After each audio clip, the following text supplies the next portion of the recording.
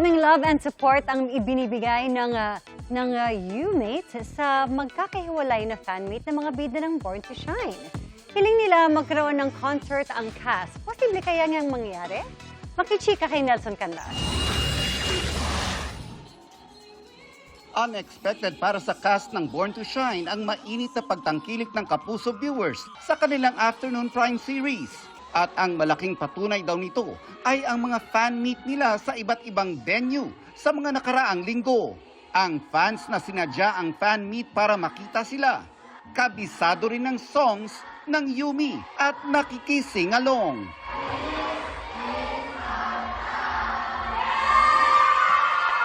Kaya naman lubos ang pasasalamat nila Zephanie, Olive May, Naya Ambi, Mitzi Josh at Kea Misha.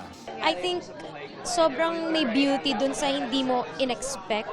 Kasi I think ako, gusto ko lang po talaga na maggawin namin yung best namin, bigay namin yung best namin sa project na to without any expectation na in return.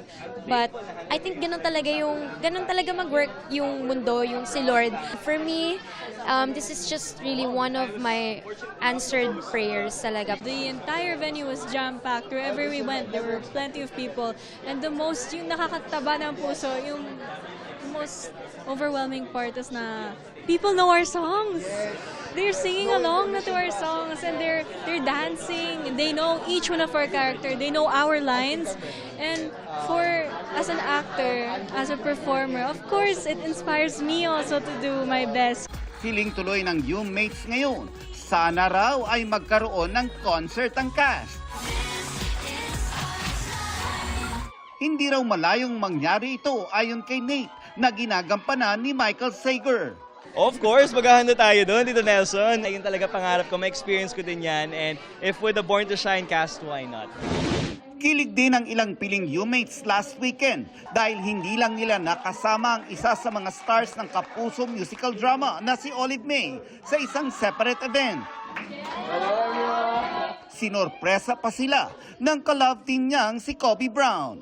Medyo kinakabahan po, hindi ko alam kung anong sasabihin ko pero natutuwa din ako kasi they look very happy and especially online, I've been so happy kasi ang ganda ng reaction ng mga viewers po and me and Oliver just so grateful for this opportunity.